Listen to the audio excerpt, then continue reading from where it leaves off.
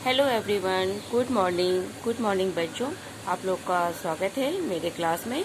और आज हम अपना रीड कराने जा रहे हैं भाषा माधुरी क्लास 4 और चैप्टर है 11 और चैप्टर का नाम है मौसम। तो ये जो हम लोग का हिंदी पंचांग है, भारतीय पंचांग, उसके अनुसार जितनी मौसम होते हैं हमारे देश में, उस मौसम से रिलेटेड ही ये पोयम है। तो बहुत अच्छी पोयम है, बहुत मज़ेदार पोयम है। तो इसे ध्यान से सुनिएगा, क्योंकि इसके लास्ट में जो क्वेश्चन है उसका आंसर भी आपको इसी में से हम देंगे। इसलिए पूरी वीडियो को ध्यान से सुनिएगा और देखिएगा, और आपको इसी में आपको इसका आंसर भी मिलेगा। तो स्टार्ट करते हैं। प्रकृति के हैं रूप निराले, आओ देखो मौसम मतवाले।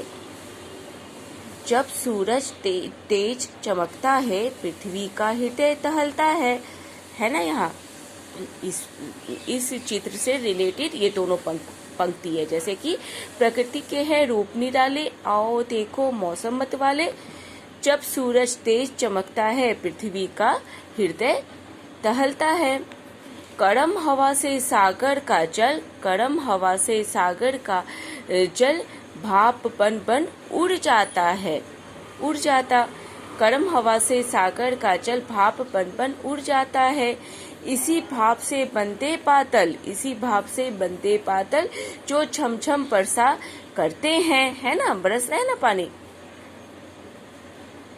वर्षा धरती की प्यास बुझाती, जिससे चारों ओर हरियाली छाती, है ना, हरियाली चारों ओर छा रही है ना, हरियाली छाती। हम फल फूल और अनाज पाते। जब बारिश होती है, धरती को पानी मिलता है, तभी तो अनाज उगता है, तभी तो अनाज को पानी मिलता है, पौधों को पानी मिलता है, और वो हमें फल फूल और अनाज देते हैं। तो बारिश बहुत जरूरी है, तो है ना। जब हम फल फूल और अनाज पाते, जिससे जन अपनी भूख मिटाते। पृथ्वी जब ठिठुरती चारे से, सूरज की किरणें बचाती। जब बहुत ज्यादा ठंड पड़ती है तो हम लोग क्या चीज का सबसे ज्यादा इंतजार करते हैं? सूरज का, धूप उगने का। काश धूप उगे और जल्दी से हम लोग धूप में बैठे और अपनी ठंड को भगाएं। तो धूप का और सूरज उगने का हम लोग इंतजार करते हैं। तो वही है, पृथ्वी जब ठिठुरती चारे से, सूरज की किरणें उसे बचाती।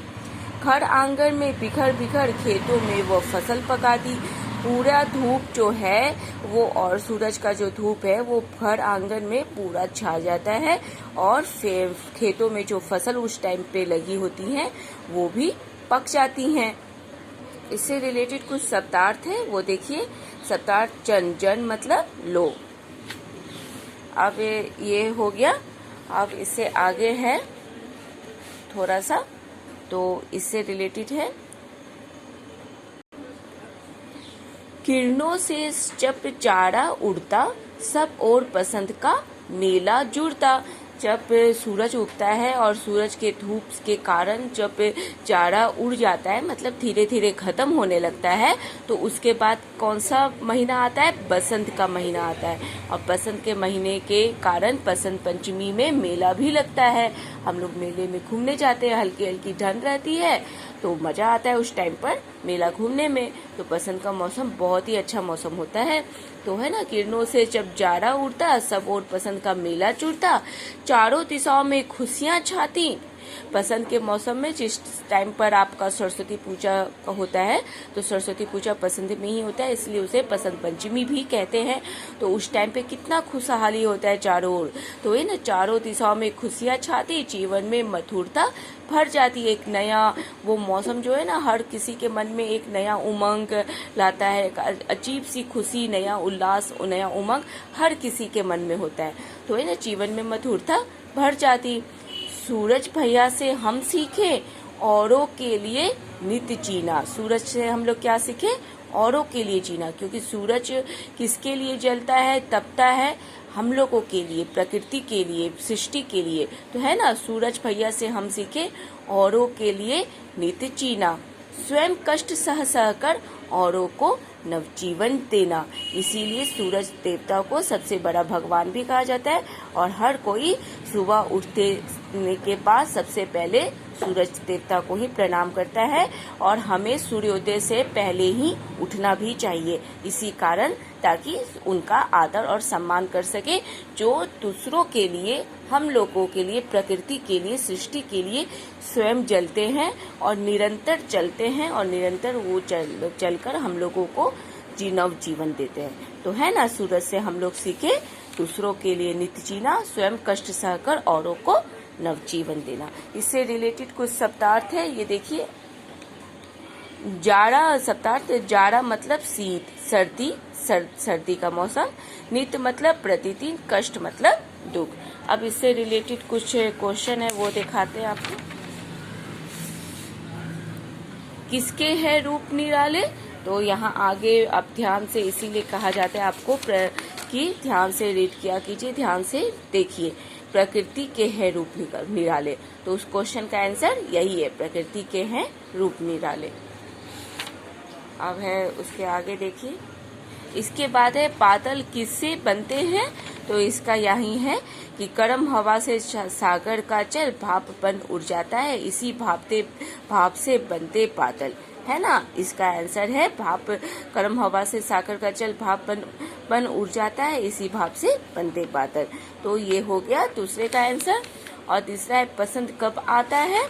तो बसंत का मौसम ये है, देखिए। किरणों से जब जाड़ा उड़ता, सब और बसंत का मेला जुड़ता। तो बसंत किससे आता है? जब जाड़ा खत्म होता है, सर्दी का मौसम खत्म होता है, तो उसके जस्ट बाद का जो मौसम होता है वो बसंत का मौसम होता है। तो ये हो गया, को तीसरा का भी आंसर मिल गया। और चौथा है सूरज से हम क्या सीखे? सूरज भैया से हम सीखे औरों के लिए नित्य जीना। तो ये दो पंक्तियां जो हैं, ये दोनों पंक्तियां, ये चौथे का आंसर हो गया। अब है पांचवा, देखिए। कविता की पंक्ति पूरी कीजिए। जब तेज चमकता है, सूरज तेज चमकता है, का हृदय टहलता है, तेज का हृदय टहलता है, धरती का हृदय टहलता है। वर्षा धरती की प्यास बुझाती, जिससे चारों ओर हरियाली छाती। पृथ्वी जब ठिठुरती जाड़े से, सूरज की किरणें उसे बचाती, है ना। यहाँ चित्र से भी आप समझ सकते हैं। इसके बाद कुछ बातचीत करने के लिए, कुछ आपके खुद का माइंड का चेक करने के लिए ये क्वेश्चन दिया जाता है कि कविता में किन किन मौसमों के बारे में कहा गया है। तो किन किन? गर्मी हो गया, बरसात हो गया, जाड़ा हो गया, बसंत हो गया। तो ये चार मौसम के बारे में ये कविता में कहा गया है। फिर है दूसरा, सागर का जल भाप बनकर कैसे उड़ जाता है?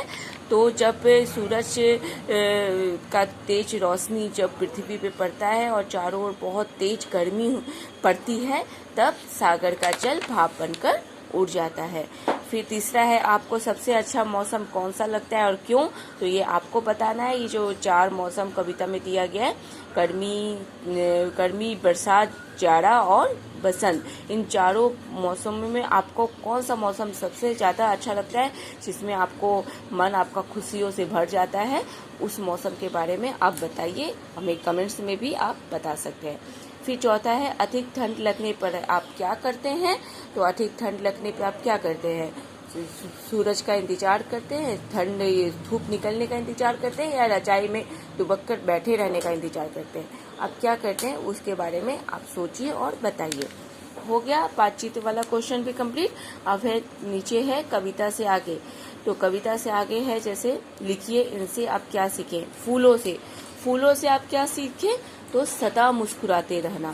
फूल कांटों से भरा रहता है, ज़्यादातर फूलों में कांटे होते हैं, तो फूल कांटों के बीच में रहते ही खुद भी मुस्कुराता है और उसको देखकर दूसरों के भी चेहरे पे मुस्कुराहट और खुशियाँ आ जाती है। तो फूलों से सदा सीखे मुस्कुराते रहना। इसका मतलब हुआ कि जीवन में आपके चाहे जितनी भी कठिन परिस्थितियाँ आए, कठिन समय आए और जितनी भी मुश्किलें आए, फिर भी आप हार ना मानो और कभी उदास मत हो, और हमेशा हर परिस्थिति में, कठिन से कठिन परिस्थिति में, हमेशा फूलों की ही तरह आप सदा मुस्कुराते और हंसते रहिए। ओके, ये हो गया फूलों से मुस्कुराते सीखने का, फूलों से मुस्कुराते से रहना सीखने का मेन अर्थ। फिर है, कोयल से सीखो मीठे बोल बोलना। तो कोयल से हमें सीखना चाहिए मीठे बोल बोलना।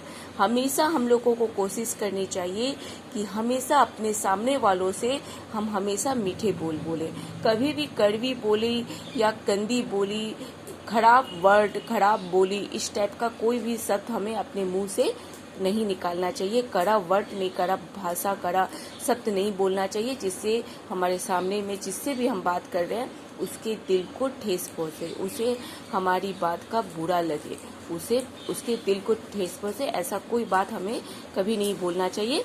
इसीलिए कहा जाता है कोयल से सीखो सदा मीठे बोलना। कोयल और कौवा दोनों काले होते हैं, लेकिन दोनों में सबसे ज्यादा प्यारी कोयल होती है। कौवा को कोई लाइक नहीं करता, कोई भी कौवा को प्यार नहीं करता, कोई नहीं चाहता कि हाँ कौवा की बोली मेरी बोली हो, ऐसा कोई नहीं चाहता। लेकिन कोयल क्या है, कोयल काली है, लेकिन उसकी मीठी इतनी बोली होती है ना कि वो जब बोलती है ना आम के पेड़ पे या कहीं भी, तो उसकी बोली जब हम लोगों के कानों में पड़ती है ना तो लगता है बस उसकी बोली को सुनते रह जाए, बस सुनते ही रह जाए। तो कोयल सिर्फ अपनी बोली के ही कारण वो पूरे जग को अपना बना लेती है।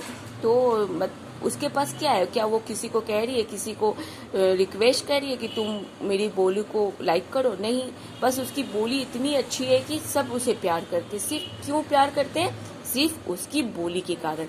और कौवा जब बोलता है तो लगता है बस अभी स्टॉप हो जाए, अभी चुप हो जाए, क्यों बोल रहा है, क्यों एकदम उसकी बोली किसी को सुनना पसंद नहीं आता है। क्यों क्यों कोई कौवा भी तो काला है, कोयल भी काली है। सिर्फ बोली के कारण कोई कौवा को लाइक नहीं करता, कोई नहीं पसंद करता, और एक बोली के ही कारण लोग कोयल को पसंद करते हैं और चाहते हैं कि बस वो बोलती ही रहे और हम सुनते रहे। तो ऐसी ही बोली हम लोगों की भी होनी चाहिए। इसलिए आप लोग सदा कोशिश कीजिए कि मीठा बोलिए और प्यारा प्यारा अच्छा बोलिए। तो ये हो गया कोयल से क्या सीखे, मीठी बोली बोलना। तो ये हो गया कोयल का अर्थ। अब है तीसरा, चींटियों से क्या सीखे। चींटियों से सीखे सदा मेहनत करते रहना। चींटी को आप ध्यान दीजिएगा कि चींटी कभी भी बैठती नहीं है, कभी भी रुकती नहीं है, कभी भी थकती नहीं है। रात के किसी भी टाइम पे उठ जाइए, दिन के किसी भी टाइम पर आप देख लीजिए, जी आपको कोई भी चींटी नजर आएगी तो कभी भी आपको वो रुकी हुई और थकी हुई नजर नहीं आएगी। वो हर समय कुछ ना कुछ करती ही रहेगी, चलती ही रहेगी। कोई भी दाना या कुछ भी खाने का टुकड़ा वो 100 बार ले जाएगी दीवार पर, फिर वो खाने का टुकड़ा उसके मुंह से गिरता है, फिर वो 100 बार नीचे उतरती है, 100 बार उसे उठाती है, फिर 100 बार चढ़ती है, पर कभी हार नहीं मानती है। और आखिर ही में 101वीं बार या 100वीं बार वो सफल हो जाती है अपनी काम में, उस अन्न के दाने को अपनी मंजिल तक पहुंचाने में।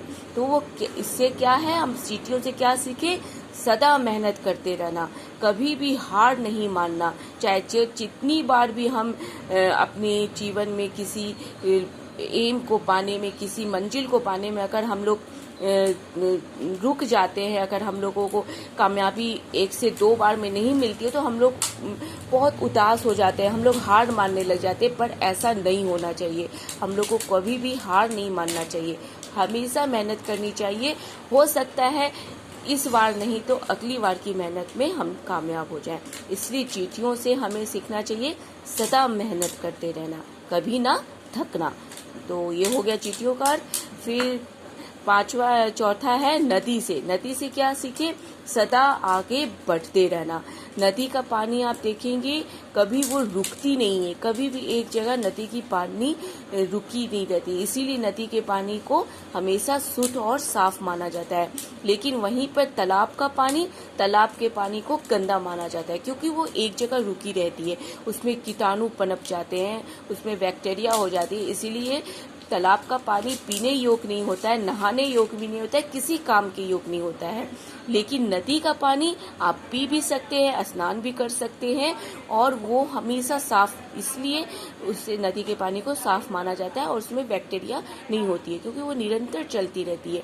आप जितनी बार भी नदी के पानी को हाथ में लेंगे, चुल्लू में लेंगे, उतनी बार आपको नया पानी ही आपके हाथ में आएगा, पुराना पानी आपके हाथ में नहीं आएगा। तो इसीलिए नदी से सीखे सदा आगे बढ़ते रहना। अगर आप कभी जीवन में कोई मंजिल पा लेते हैं तो आप वहीं पे स्टॉप मत हो जाइए कि बस अब मेरा हो गया, हमें जो पाना था वो मुझे मिल गया, अब हमें आगे काम नहीं करना। ऐसा सोच कभी आपको नहीं रखना है। आप जो मंजिल पाना चाहते थे, ठीक है, वो मंजिल आप पा लिए, बहुत अच्छी बात है, लेकिन वहीं पे आप स्टॉप मत होइए। उससे आगे भी बहुत मंजिल है। उस मंजिल तक पहुंचने के लिए फिर से आप प्रयासरत हो जाइए। इसी को तो जीवन कहते हैं। इसीलिए कहा गया है, नदी से सीखे हम सदा आगे बढ़ते रहना। तो नदी का इससे हम ये हो गया, इसका भी आप समझ लिए। उसके बाद है भाषा की बात। नीचे दिए गए शब्दों के लिए कविता में आए समान अर्थ वाले शब्द लिखिए। वायु, वायु का हम हवा भी, वायु को हवा भी कहते हैं, तो वायु हवा। पुष्प, पुष्प को हम लोग फूल कहते हैं, तो पुष्प फूल हो गया। मेघ को बादल कहते हैं, बादल जो बारिश होने से पहले जो बादल होता है काला काला, उस बादल को हम लोग मेघ कहते हैं। बारिश, बारिश को हम लोग वर्षा भी कहते हैं। तो ये हो गया। कविता में से कोई 5 क्रिया शब्द ढूंढ कर लिखिए जो कविता में आया है। जैसे तेज आया है, तेज हवा। टहलता आया है, सूरज जो टहलता है। देखो आया है, उड़ आया है, चमकता है। ये सब है क्रिया शब्द है। ये सब आप अपनी तरफ से भी कोई और क्रिया शब्द आपको दिखे तो आप इस जगह कोई और भी लिख सकते हैं जो आपको कविता में दिखे। फिर है जीवन मूल्य से संबंधित कुछ क्वेश्चन है। आपने यह महसूस किया होगा कि वातावरण लगातार गर्म होता जा रहा है। अलग अलग मौसम के आने का समय भी बदल रहा है। ऐसा क्यों हो रहा है? धरती पर हरियाली बनाए रखने के लिए हम क्या कर सकते हैं? ये सब आप अपने अनुसार, इम्पोर्टेंट नहीं है, फिर भी आप अपने अनुसार इसका जवाब ढूंढ सकते हैं या अपने मम्मी पापा, पेरेंट्स से, अपने टीचर से पूछ सकते हैं और ये इसके बारे में पता कर सकते हैं आखिर क्यों ऐसा मौसम में बदलाव हो रहा है, किस कारणों से हो रहा है। तो ये क्वेश्चन का आंसर जानना आप लोग के लिए बहुत जरूरी है। आप लोग के खुद के जीवन के लिए, आपके नॉलेज के लिए ये क्वेश्चन बहुत जरूरी है। इसलिए इसका आंसर आप अपने टीचर से, अपने पेरेंट्स से, अपने बड़े भाई बहनों से पूछ सकते हैं। तो जरूर इसका आंसर पूछ लीजिएगा। फिर दूसरा है पेड़ पौधों की संख्या बढ़ाने के लिए आप क्या करेंगे? तो आप अपने घर में पेड़ लगाएंगे, आसपास पेड़ लगाएंगे और ज़्यादा से ज़्यादा पेड़ लगाने पर बल देंगे और दूसरों को भी प्रोत्साहित करेंगे। तो ये आप कर सकते हैं। तो ये है कि आप सोचिए कि हर बर्थडे में सबसे अच्छा है कि आप अपने जन्मदिन पर प्रॉमिस करिए अपने आप से कि आप अपने जन्मदिन पर कम से कम 1 या 2 पेड़ आप जरूर लगाएं। इससे भी आप पेड़ पौधों की संख्या बढ़ाने में मदद कर सकते हैं। तो हर व्यक्ति अगर अपने जन्मदिन पर 1 या 2 पेड़ लगाएगा तो समझिए पेड़ों की संख्या लगातार कितनी बढ़ जाएगी।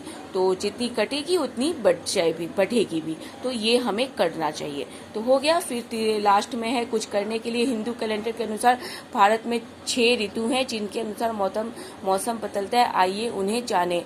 बसंत, शिशिर, हेमंत, शरद, वर्षा, मौसम, ये सब ऋतुएं हैं। इन सब के बारे में हो गया। पूरा कंप्लीट हो गया। लास्ट में कुछ है, जैसे आप बताइए कि आपको कौन सा मौसम पसंद है और मौसम में आप क्या क्या करते हैं। तो यहाँ 3 कॉलम है।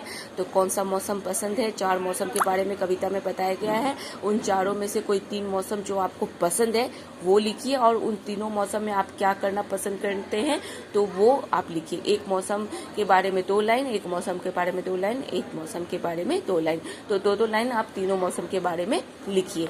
फिर है ये हो गया। उसके बाद दूसरा है अपने पसंदीदा मौसम का चित्र बनाइए। जो भी मौसम आपको सबसे ज्यादा पसंद है उससे रिलेटेड कोई चित्र बनाइए। जैसे बरसात का मौसम आपको पसंद है तो उसमें बरसात के पानी में आप नाव तैराते हैं, कागज का नाव तैराते हैं, आप उसकी चित्र बना सकते हैं।